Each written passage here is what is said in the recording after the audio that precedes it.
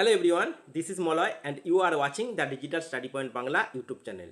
প্রত্যেক দিনের ন্যায় আজকেও আমরা একটা নতুন পেপার নিয়ে তোমাদের সামনে উপস্থিত হয়েছি। বিপিএসসি টিআরই 4.0 এর জন্য তোমরা যারা প্রিপারেশান করছো তাদের জন্য ডেডিকেটলি এই পেপারটি। আমরা দীর্ঘ কয়েকদিন ধরেই বিপিএসসির পেপার অ্যানালাইসিস করছি, অর্থাৎ প্রিভিয়াস পেপারগুলো নিয়ে আমরা আলোচনা করছি। আজকে আমরা যে পেপারটা নিয়ে আলোচনা করবো সেটা টিআরই 3.0। টিআরই 3.0 এর যে রি এক্সাম হয়ে গেল সেই পেপারটি, অর্থাৎ 2024 সালে আয়োজিত পেপারটা, এটা আমরা 9-10-এর পেপার নিয়ে আলোচনা করছি। আজকে আমরা ল্যাঙ্গুয়েজ পেপার, যেহেতু আজকে সানডে, ল্যাঙ্গুয়েজের আমরা বেঙ্গলি পেপারটা অ্যানালাইসিস করে দেবো। গতকাল আমরা ইংলিশ পেপারটা অ্যানালাইসিস করে দিয়েছি এবং এই পেপারের জেনারেল স্টাডিজ পেপারটা সম্পূর্ণভাবে আমরা আলোচনা করে দিয়েছি। সোশ্যাল সায়েন্সের পেপারটাও আমরা আলোচনা করব নেক্সট দিনে, অর্থাৎ আগামী দিনে। আপাতত আজকে আমরা বেঙ্গলি পেপারটা কেমন এসেছে সেটা তোমরা দেখে নাও। তাই তোমাদের জন্য ক্লাসটা খুবই গুরুত্বপূর্ণ হতে চলেছে। দেখো, এর আগে আমরা, অর্থাৎ এর আগের সানডে আমরা আলোচনা করেছিলাম 11-12-এর পেপারটা। সেখানে আমরা দেখেছিলাম বাংলা, 11-12-এর পেপারটা, সেখানে আমরা দেখেছিলাম বাংলা পেপার থেকে বড় বড় প্যাসেজ দিয়েছিল। সেম এখানেও কিন্তু দুটো প্যাসেজ দেওয়া রয়েছে, তবে মিডিয়াম সাইজের, মানে ইজিলি টাইমের মধ্যে তোমরা সেটা সলভ আউট করতে পারবে। তবে যে আজকের পেপারটা আমরা আলোচনা করব সেইখানের প্যাসেজের যে অর্থগুলো একটু কঠিন টাইপের রয়েছে আমার মনে হচ্ছে। এবার তোমরা দেখো পেপারের লেভেলটা কেমন ছিল সেটা। চলো বেশি দেরি না করে আমরা মূল পর্বে যাই। তার সাথে বলে রাখি, চ্যানেলে নতুন হয়ে থাকলে অবশ্যই তোমরা চ্যানেলটি সাবস্ক্রাইব করে পাশে থাকা বেল আইকনটি প্রেস করে অল নোটিফিকেশান ওপেন করে দিও, যাতে আমি কোনো আপলোড দেবো সবার আগে তোমার কাছে নোটিফিকেশানটা পৌঁছে যেতে পারে। আর ভিডিওটা শেষ পর্যন্ত দেখো, তোমাদের জন্য অনেকটাই ইনফরমেটিভ মনে হবে। এবং যদি ভালো লেগে থাকে তাহলে অবশ্যই একটা লাইক এবং শেয়ার করে দিও, কারণ তোমাদের লাইক এবং শেয়ারের মাধ্যমে আমার মোটিভেশন আসে এবং আগামী দিনে আরও তোমাদের ভালো ভালো ভিডিও উপহার যাতে দিতে পারি বা এই ক্লাসগুলো যাতে কন্টিনিউ করতে পারি, তার জন্য তোমরা অবশ্যই আমাকে মোটিভেট করো। অবশ্যই তোমরা ভিডিওগুলো লাইক এবং শেয়ার করো এবং কেমন লাগছে সেটা অবশ্যই কমেন্টে জানিও। চলো দেখো, 9 নম্বর প্রশ্ন থেকে বাংলার প্রশ্নটা ছিল। প্রথম প্রশ্নটা খেয়াল করো, এটা ব্যাকরণ থেকে দিয়েছে। ঢ ধ্বনি, এই ঢ ধ্বনিটা কী ধরনের ধ্বনি? অপশান এ রয়েছে অঘোষ, মূর্ধন্য এবং মহাপ্রাণ ধ্বনি। অপশান বি এ রয়েছে অঘোষ, তালব্য এবং মহাপ্রাণ ধ্বনি। অপশান সি এ রয়েছে ঘোষ, মূর্ধন্য এবং অল্পপ্রাণ ধ্বনি।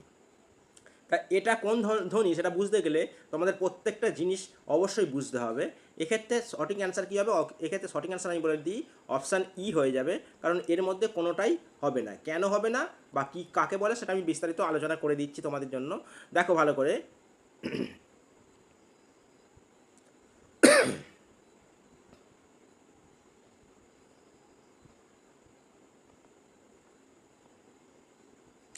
দেখো এখানে আমরা জানি ক থেকে ম পর্যন্ত মোট 25টা স্পর্শ বর্ণ রয়েছে। এই স্পর্শ বর্ণগুলোকে 5টা বর্গে ভাগ করা হয়। এই স্পর্শ বর্ণগুলোকে কটা বর্গে ভাগ করা হয়? 5টা বর্গে ভাগ করা হচ্ছে। ক বর্গ, চ বর্গ, ট বর্গ, ত বর্গ এবং প বর্গ। ক বর্গ, চ বর্গ, ট বর্গ, ত বর্গ এবং আমরা প বর্গ লিখি। এবার প্রত্যেকটা বর্গে কটা করে বর্ণ থাকে? প্রত্যেকটা বর্গে দেখবে 5টা করে বর্ণ থাকে। যেমন ক বর্গের 5টা, ক খ গ ঘ ঙ। সেইভাবে আমাদের প্রত্যেকটা বর্গেরই 5টা করে বর্ণ থাকে। মানে ট বর্গ যদি আমরা দেখি, ট এর পর ঠ হয়, ড হয়, ট ঠ ড আর ঢ আর মধ্যাহ্ন। তাহলে এই আমাদের ঢয়ের কথা বলা হয়েছে।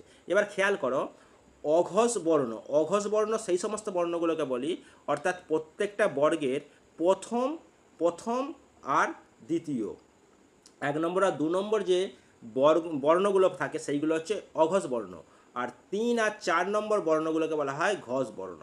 তাহলে প্রত্যেকটা বর্গের 1-2কে কী বলা হবে? অঘোষ, আর 3-4কে বলা হয় ঘোষ। তাহলে দেখো, এটা আমাদের ঢয়ের কথা বলা হয়েছে। ঢ কত নম্বর বর্ণ? 4 নম্বর বর্ণ। ঢ যেহেতু 4 নম্বর বর্ণ, তাহলে অবভিয়াসলি এটা কী বর্ণ হবে? ঘোষ বর্ণ হবে। তাহলে একটা মিলল। নেক্সট দেখো, মহাপ্রাণ এবং অল্পপ্রাণ। মহাপ্রাণ আর অল্পপ্রাণ বলতে গেলে সেটা অবশ্যই 1 এবং 3, 1 নম্বর আর 3 নম্বর বর্ণগুলো, অর্থাৎ প্রত্যেকটা বর্গের 1 নম্বর 3 নম্বর বর্ণগুলো হয় অল্পপ্রাণ, এবং 2 আর 4 নম্বর যে বর্ণগুলো থাকে সেটা হচ্ছে মহাপ্রাণ, মহাপ্রাণ। এবার তোমরা খেয়াল করো তো, মহাপ্রাণ, এবার তোমরা খেয়াল করো, ঢ, ঢ কত নম্বর বর্ণ? 4 নম্বর। 4 নম্বর যেহেতু এটা কি হবে? মহাপ্রাণ, এটা হবে মহাপ্রাণ ধ্বনি। এবার মূর্ধন্য ধ্বনি অবশ্যই হবে, কারণ যে বর্ণগুলো উচ্চারণ করতে গেলে আমাদের মূর্ধার সাহায্য নিতে হয় সেটা হচ্ছে মূর্ধন্য ধ্বনি, অর্থাৎ ট ঠ ড ঢ মূর্ধন্য, এই ধ্বনিগুলো সবগুলোকে মূর্ধন্য ধ্বনি বলে। তার মানে এটা মূর্ধন্য ধ্বনি অবশ্যই হচ্ছে, মূর্ধন্য ধ্বনি আমাদের, এটা অবশ্যই আমরা বলতে পারি মূর্ধন্য ধ্বনি। তাহলে দেখো এটা ঘোষ বর্ণ হচ্ছে, মহাপ্রাণ হচ্ছে, মূর্ধন্য ধ্বনি হচ্ছে, কিন্তু এখানে ঘোষ বর্ণ, মূর্ধন্য এবং অল্প প্রাণ বলেছে, যেহেতু অল্প প্রাণ হবে না তাই এটা হচ্ছে না। আর অঘোষ তো একদমই হবে না, তাই প্রথম দুটো অপশানও আমাদের কাটা হচ্ছে। তাই সেক্ষেত্রে আমাদের option is the correct answer হবে এই প্রশ্নটার। নেক্সট দেখো 10 নম্বরটা, লাঙ্গল থেকে নাঙ্গল, লাঙ্গল থেকে নাঙ্গল, এই ধরনের ধ্বনি পরিবর্তনটা, অর্থাৎ আমরা দেখেছি প্রিভিয়াস ইয়ারের যে সেটগুলো আলোচনা করছি বাংলার, প্রত্যেকটা পেপারেই কিন্তু এই ধ্বনি পরিবর্তন থেকে কোশ্চেন আসছে। তাই তোমরা ধ্বনি পরিবর্তনগুলো অবশ্যই ভালো করে একবার প্র্যাকটিস করে নিও। এই লাঙ্গল থেকে নাঙ্গল কী ধরনের পরিবর্তন? সমীভবনের অন্তর্গত হবে, অর্থাৎ option B is the correct answer হবে। নেক্সট দেখো কাগজ, খুব ইম্পর্টেন্ট। কাগজ শব্দটি কী ধরনের শব্দ? আরবি শব্দ, ফার্সি শব্দ, চীনা শব্দ, না ওপরের মধ্যে অনেকগুলি, মানে একের বেশি, আর ওপরের কোনোটাই নয়, অর্থাৎ নান অফ দ্য অ্যাবভ। তাহলে এক্ষেত্রে সঠিক আনসার কী হবে? কাগজ ফার্সি শব্দ, এই ফরাসি শব্দ হবে, কাগজ ফার্সি শব্দ হবে, কাগজ ফার্সি শব্দ হবে। তাহলে option B is the correct answer. আর 12 নম্বর প্রশ্নটা দেখো, পর পর শব্দটিকে সন্ধিবদ্ধ করলে কি হবে? অর্থাৎ কোন শব্দটাকে আমরা সন্ধি বিচ্ছেদ করলে পাবো পর যুক্ত পর। এবার পর যুক্ত পর কোনটাকে ভেঙে হয়? পরস্পরকে ভেঙে হয়, পরস্পর। পরস্পরকে যখনই আমরা ভাঙবো তখন সেই সন্ধিবদ্ধ পদটি অর্থাৎ পরস্পর হবে, এটাকে ভাঙলে আমরা পরপর পাই। তাহলে এক্ষেত্রে আমাদের option C is the correct answer. Next দেখো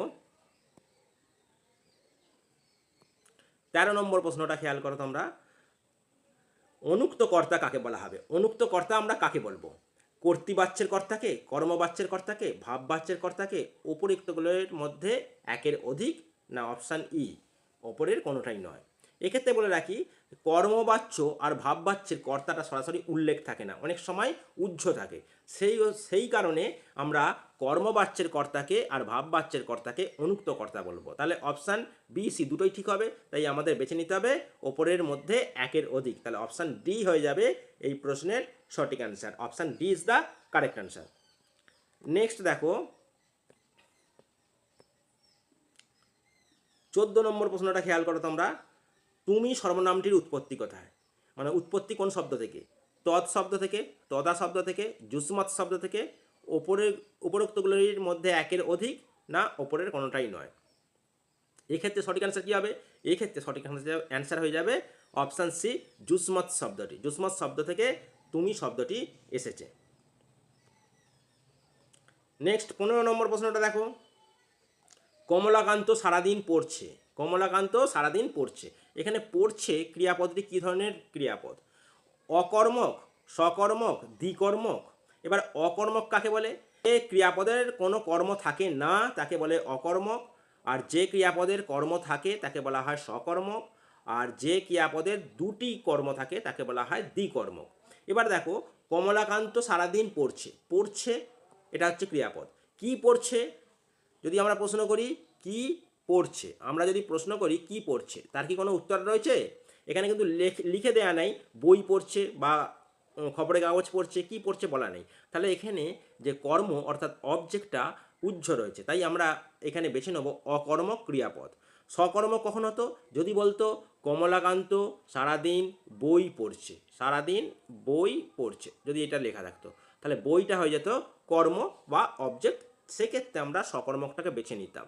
আর যদি সে বলতো কমলাকান্ত খবরের কাগজ ও বই পড়ে, খবরের কাগজ ও বই পড়ে, সেক্ষেত্রে কিন্তু কর্ম দুটো হয়ে যেত, তাই তখন আমরা দ্বিকর্মক বেছে নিতে পারতাম। কিন্তু এখানে যেহেতু কোনো রকম কর্মের উপস্থিতি নেই, মানে অবজেক্টের কোনো উপস্থিতি নেই, তাই আমাদের হয়ে যাবে অকর্মক ক্রিয়াপদ। এবার 16 নম্বর প্রশ্নটা দেখো, খুবই একটা ইন্টারেস্টিং প্রশ্ন এবং এটা নতুন টাইপের প্রশ্ন বলে আমার মনে হয়েছে। 99 শব্দটির পূরণবাচক শব্দ কোনটি? আমরা 20 পর্যন্ত বা 25 পর্যন্ত পূরণবাচক শব্দটা ইজিলি বলতে পারি, নিরানব্বই শব্দটির পূরণবাচক শব্দ কোনটি হবে বলো। 59তম, 99, নবনবতি, ওপরের একের অধিক, ওপরের কোনোটিই নয়। তাহলে এক্ষেত্রে কোনটি অ্যান্সার হবে? এক্ষেত্রে সঠিক অ্যান্সার হয়ে যাবে নবনবতি। Option C is the correct answer. নবনবতি হচ্ছে 99 শব্দটির পূরণবাচক শব্দ। নেক্সট, আকাশবাণী সমাসবদ্ধ পদটির ব্যাসবাক্য কী হবে? আকাশবাণী, দেখো আকাশের বাণী, না আকাশ মারফত প্রেরিত বাণী, না আকাশরূপ বাণী, ওপরের একের অধিক, না ওপরের কোনোটাই নয়। উপরোক্তগুলোর মধ্যে একের অধিক নাকি ওপরের কোনোটাই নয়। এক্ষেত্রে সঠিক অ্যান্সার কী হবে? Option B is the correct answer হবে, কারণ আকাশ মারফত প্রেরিত বাণী, এটা হয়ে যাবে আকাশবাণীর সঠিক ব্যাসবাক্য। নেক্সট প্রশ্নে যাই। দেখো 18 নম্বর প্রশ্নটাতে খেয়াল করো, নিযুক্ত নখ, নিযুক্ত নখ বা নৈযুক্ত নখ, এইটা নায়ক হয়, এটাকে আমরা ভাঙলে পাই। তা এই প্রত্যয়বদ্ধ শব্দ অর্থাৎ নায়ক শব্দটিতে স্বরের কি পরিবর্তন ঘটেছে?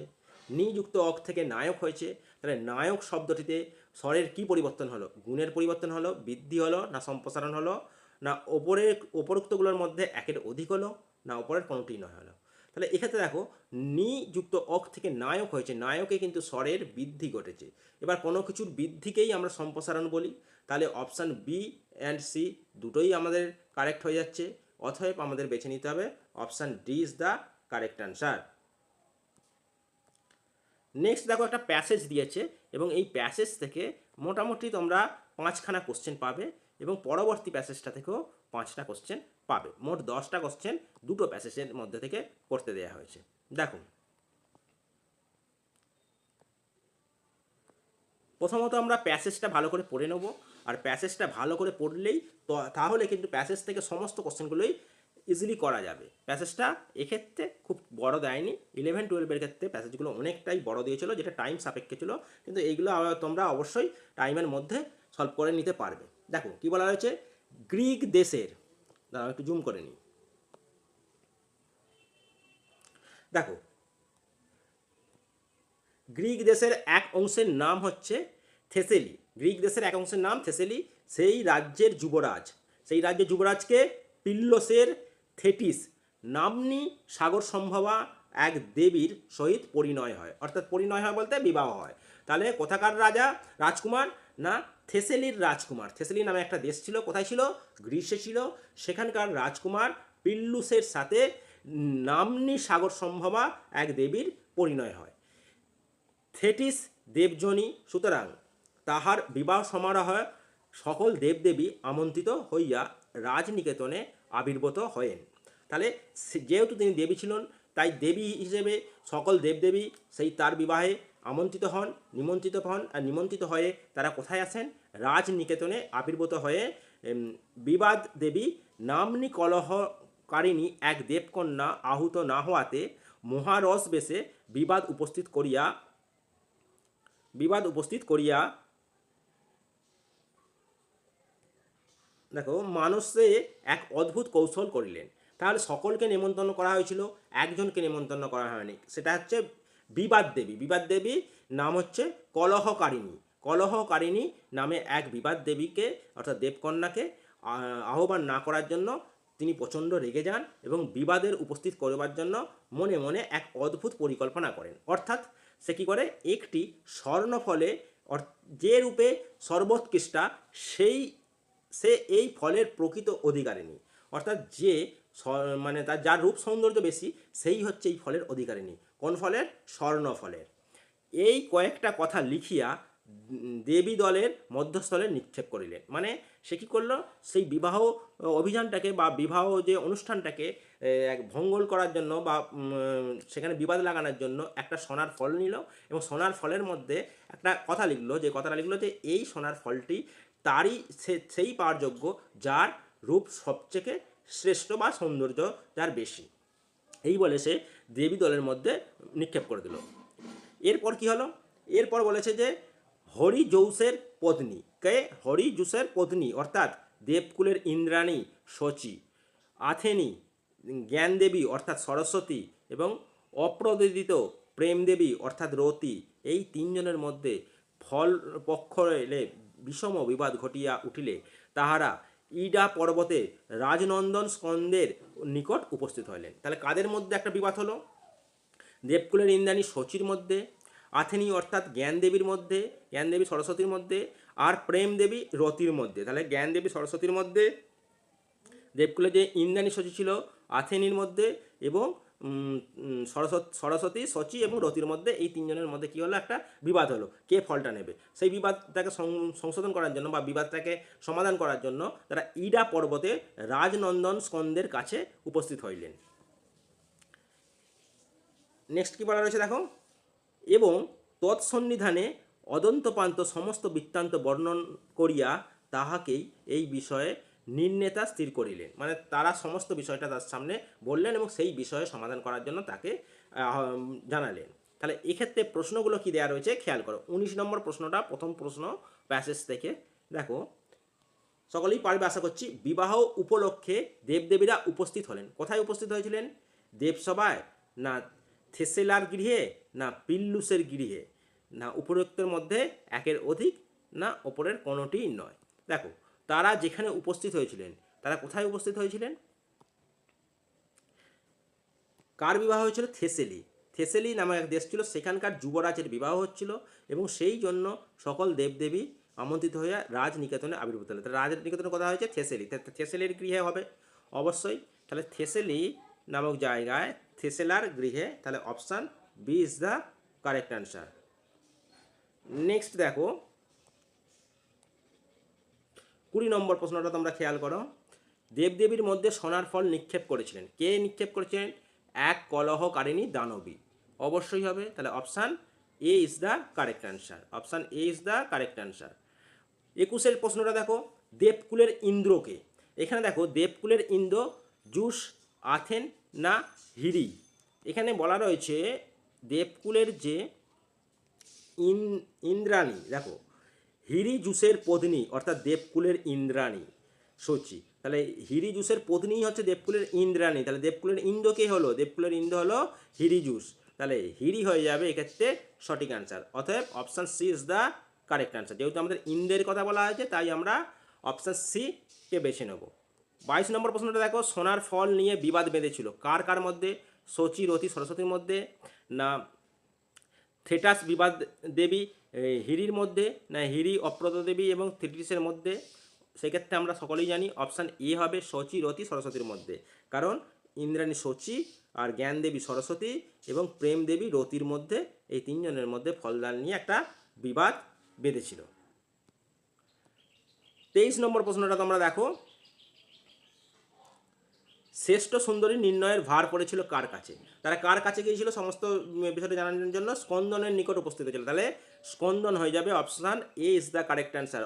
স্কন্দনের ওপর সুন্দরী কে বা কে শ্রেষ্ঠ সুন্দরী সেই নির্ণয়ের ভারটা পড়েছিল। এবং 24 নম্বর প্রশ্নটা দেখো, বিবাহ সমাহার। বিবাহ সমাহার পদটি কী ধরনের পদ? যুক্ত পদ, সমস্ত পদ, যৌগিক পদ? এক্ষেত্রে অপশান বি হয়ে যাবে কারেক্ট অ্যান্সার, সমস্ত পদ। কারণ বিবাহের জন্য যে সমাহার সেটাই হচ্ছে বিবাহ সমাহার, মানে এটা একটা সমাজবদ্ধ পদ। সমাজবদ্ধ পদটাকেই আমরা সমস্ত পদ বলি, অর্থাৎ ব্যাস বাক্যকে যুক্ত করলে যে পদটা গঠিত হয় সেটাই হচ্ছে সমস্ত পদ। তাহলে আমরা এক্ষেত্রে বিবাহ সমাহারটাকে সমস্ত পদ হিসেবে বিবেচনা করতে পারি। তাহলে option B is the correct answer. Next তারপরে দেখো একটা প্যাসেজ দিয়েছে, নেক্সট প্যাসেজটা আমরা পড়ব, ভালো করে মন দিয়ে শোনো। নারী আর পুরুষ মিলিয়ে যে সামগ্রিক মানুষ, তারই ধর্মকে রবীন্দ্রনাথ বলেছেন মানুষের ধর্ম। তাহলে নারী পুরুষ মিলে যে সামগ্রিক মানুষ, অর্থাৎ নারী আর পুরুষ সব মিলিয়ে যে তারা একটা মানুষ এবং তাদের ধর্মই হচ্ছে মানুষের ধর্ম, কে বলেছেন? রবীন্দ্রনাথ ঠাকুর। অথচ ঠিক এর উল্টো কথাই বহু যুগ ধরে আপ্তবাক্যের মর্যাদা পেয়ে এসেছে। চিত্তশক্তির সম্পদ পুরুষের আর নারীর প্রাণশক্তির প্রতিমা। জৈব প্রকৃতির শাসন লঙ্ঘন করে পুরুষের প্রমুক্ত চিত্তশক্তি যে দুর্জয় তপস্যা শুরু করে, তাকে বারবার পরদস্তু এবং পরাভূত করে প্রকৃতির দ্যুতি এবং প্রাণ শক্তিরূপা নারী। পুরাণের পুরাণাবৃত্তি এবং তপভঙ্কা কাহিনীর মূলে এই বিশেষ দৃষ্টিভঙ্গি ক্রিয়াশীল।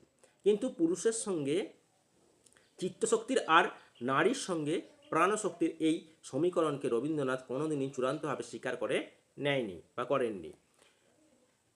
নেক্সট দেখো কি বলা হয়েছে, মানব সত্তার বিভিন্ন উপকরণকে চরিতায়িত করে যখন তৈরি হলো পঞ্চভৌতিক সভা, তখন নারী চরিত্র দীপ্তির মধ্যে শানিত হয়ে উঠল চিত্তশক্তির পার্থক্য। এবং সবুজ পত্তা পর্ব থেকে শুরু করে রবীন্দ্রনাথের অঙ্কিত নারী চরিত্রের চিত্তশক্তি এই পার্থক্যকেই উত্তরোত্তর বৃদ্ধি পেয়েছে। চতুরঙ্গের দামিনী, তিন সঙ্গীর বিভা এবং অচিরা, বদনাম গল্পের সৌদামিনী নামের দিকে এক প্রসঙ্গের দৃষ্টি দেয়া প্রয়োজন। অচিরা নামের অর্থ তাৎপর্য ব্যাখ্যা করে নবীন মাধব বলেছেন, যার প্রকাশ হতে বিলম্ব হলো না বিদ্যুতের মতো। দামিনী, বিভা, সৌদামিনীর নামরূপেও যে চকিত আলোর দীপ্তি বিচ্ছুরিত। নারীচিত্তের এই আলো রবীন্দ্রনাথের কবি ভাষায় মাধুর্য, আর এই মাধুর্যকে রবীন্দ্রনাথ লালিত্য থেকে পৃথক করে নিয়েছেন। 25 নম্বর প্রশ্নটা দেখো, দ্বিতীয় প্যাসেজ থেকে কোশ্চেন দেওয়া রয়েছে। 25 নম্বর প্রশ্নটা খেয়াল করো এবং অ্যান্সার করার চেষ্টা করো। মানুষের ধর্ম বলতে রবীন্দ্রনাথ কি বুঝিয়েছেন? নারী পুরুষের মিলিত আধ্যাত্মিক সাধনাকে, পুরুষের চিত্তশক্তি আর প্রাণশক্তিকে, না নারী পুরুষের মিলিত সামগ্রিক বৈশিষ্ট্যকে? তাহলে এই ক্ষেত্রে আমাদের কী হবে? অপশান সি হয়ে যাবে কারেক্ট অ্যান্সার। নারী পুরুষের যে সামগ্রিক বৈশিষ্ট্য সেটাকেই তিনি মনুষ্য ধর্ম বা মানুষের ধর্ম বলে বিবেচনা করেছেন। নেক্সট দেখো 26 নম্বর প্রশ্ন, এখানে কি বলা রয়েছে? পুরাণের তপভঙ্গের কাহিনীর মূলে যে দৃষ্টিভঙ্গির ক্রিয়াশীল, সেটা হচ্ছে পুরুষের চিত্তশক্তিকে নারী পরাজিত করেছে, না পুরুষের প্রাণশক্তিকে নারী পরাজিত করেছে, না নারীর চিত্তশক্তি জিতে যাচ্ছে। কোনটা হবে? তপবনের কাহিনীর মূল দৃষ্টিতে কী রয়েছে? দেখো তপবনের কাহিনীর মূল দৃষ্টিতে কী রয়েছে সেটা আমাদের দেখতে হবে। দেখো এখানে রয়েছে তপভঙ্গা কাহিনীর মূলে এই দৃষ্টিভঙ্গি ক্রিয়াশীল। কোন দৃষ্টিভঙ্গি ক্রিয়াশীল? না দেখো, পুরুষ ও নারীর প্রাণশক্তি প্রতিমা জৈব প্রকৃতির শাসন লঙ্ঘন করে পুরুষের প্রমুক্ত চিত্তশক্তিকে যে দুর্জয় তপস্যা শুরু করে তাকে বারবার পরাদস্ত ও পরাভূত করে প্রকৃতির দূতী প্রাণ সত্তারূপী নারী। অর্থাৎ পুরুষের যে পৌরুষত্ব সেটাকে জয় করে ছিল নারীরা। তাহলে এক্ষেত্রে আমাদের হয়ে যাবে কি, পুরুষের প্রাণ শক্তিকে নারীরা পরাজিত করেছে আর পুরুষের চিত্ত শক্তিকেও পরাজিত করেছে। তাহলে এক্ষেত্রে আমাদের অপশান ডি কে বেছে নিতে হবে। Option D is the correct answer. চিত্ত শক্তি পদটির ব্যাস বাক্য কি? চিত্তের শক্তি, চিত্তরূপ শক্তি, যা চিত্ত তাই শক্তি। এক্ষেত্রে যা চিত্ত তাই শক্তি হবে না, চিত্তরূপ শক্তি হবে না, চিত্তের শক্তি অর্থাৎ মনের শক্তিকে চিত্ত শক্তি বলা হয়। তাহলে এক্ষেত্রে option A is the correct answer হবে।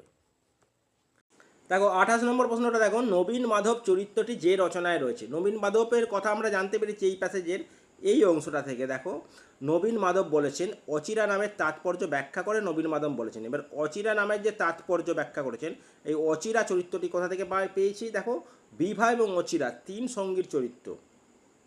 এখানে তিনটে গল্পের কথা বলা হয়েছে। একটা হচ্ছে চতুরঙ্গ গল্পের দামিনী, তিন সঙ্গী গল্পের অচিরা এবং বিভা, আর বদনাম গল্পের সৌদামিনী। এই চরিত্রগুলো পাই। তার মানে এগুলো প্রবন্ধনা গল্পের, অবশ্যই গল্পের, আর গল্পের কথাই এখানে নবীন মাধব বলেছেন। তার নবীন মাধব চরিত্রটা অবশ্যই যে কোনো গল্পের হবে। তাহলে এক্ষেত্রে option C is the correct answer. ছোট গল্পের একটা চরিত্র নবীন মাধব, এটা হতে পারে। তাহলে option C is the correct answer. 29 নম্বর প্রশ্নটা দেখো, রবীন্দ্রনাথের কবি ভাষায় মাধুর্য বলতে বোঝানো হয়েছে। রবীন্দ্রনাথের কবি ভাষায় মাধুর্য বলতে কী বোঝানো হয়? নারী শক্তির প্রাণ শক্তিকে, পুরুষের চিত্তশক্তিকে, না নারীর চিত্তশক্তি আর প্রাণশক্তি। তাহলে এক্ষেত্রে অপশান সি হয়ে যাবে, নারীর চিত্তশক্তি আর প্রাণশক্তিকে মাধুর্য বলে বুঝিয়েছেন। কারণ এখানে রবীন্দ্রনাথের ভাষায় যে নারী চিত্তের এই আলো চিত্তশক্তিকে কবি মাধুর্যকে লালিত্য করতে পৃথক করে নিয়েছেন। তাহলে মাধুর্য বলতে নারীর চিত্তশক্তি এবং প্রাণশক্তি। তাহলে option C is the correct answer. এবং 30 নম্বর প্রশ্ন, অর্থাৎ আজকের সেটের অর্থাৎ কম্পালসারি ল্যাঙ্গুয়েজ বাংলা পেপারের শেষ কোশ্চেন, লালিত্য শব্দটির ব্যুৎপত্তি কী হবে? লালিত যুক্ত স্ম, লালিত যুক্ত জ এবং লালিত যুক্ত ত। এটা তোমাদের হোমওয়ার্ক রইল, অর্থাৎ এইচটি রইল। তোমরা অবশ্যই এটা কমেন্টে জানিও এর সঠিক অ্যান্সার কী হবে। তা এই ছিল বাংলা থেকে অর্থাৎ 9-10 পেপারের বাংলা কোশ্চেনটা আমি আলোচনা করলাম। কম্পালসারি বাংলা অবশ্যই এটা, কারণ এটা প্রত্যেককেই দিতে হবে। 9 10-এ যারা যারা পরীক্ষা দিয়েছিলে তারা প্রত্যেকেই দিয়েছে টিআরই 3.0। টিআরই 4.0 সেম হবে, অর্থাৎ একই ডেটে যদি তোমাদের পরীক্ষা হয়, একই ডেটে যতগুলো পেপারের পরীক্ষা হবে, সেক্ষেত্রে জেনারেল পেপার আর ল্যাঙ্গুয়েজ পেপারটা প্রত্যেকের ক্ষেত্রেই কমন হবে। সেটা সায়েন্স হোক, আর্টস হোক, কমার্স হোক, যে সাবজেক্টের দিক না কেন, ল্যাঙ্গুয়েজ পেপারটা এবং জেনারেল পেপারটা প্রত্যেকের জন্য কমন হবে একই ডেটে একই শিফটে যদি পরীক্ষা হয়। ঠিক আছে, আপাতত আমরা নেক্সট দিনে সোশ্যাল সায়েন্সের পেপারটা আমরা অবশ্যই আলোচনা করে দেবো। পাশাপাশি আমাদের চ্যানেলে প্রিভিয়াস ইয়ারের যে পেপার 2 এর জিওগ্রাফি আছে সেটাও নিয়ে আমরা ডিসকাস করে দেবো। আপাতত টিআরই 3.0 দুটো পেপার আমরা আলোচনা করে দিয়েছি, এবার 6 to 8 পেপারটা বাকি রয়েছে, সেটাও আমরা আলোচনা করে দেবো। তাই চ্যানেলে নতুন হয়ে থাকলে চ্যানেলটি অবশ্যই সাবস্ক্রাইব করে রাখো এই ধরনের ক্লাসগুলো ডেলি পাওয়ার জন্য। পাশাপাশি বলবো, ভিডিওটা যদি ভালো লেগে থাকে, ইনফরমেটিভ মনে হয়, তোমাদের বন্ধুদের মধ্যে অবশ্যই শেয়ার করো। আর ভিডিওটা কেমন লাগছে সেটা কমেন্ট করে জানাও। ভিডিওটা ভালো লাগলে একটা লাইক অবশ্যই করে দিও। থ্যাংক ইউ, দেখা হচ্ছে নেক্সট ক্লাসে।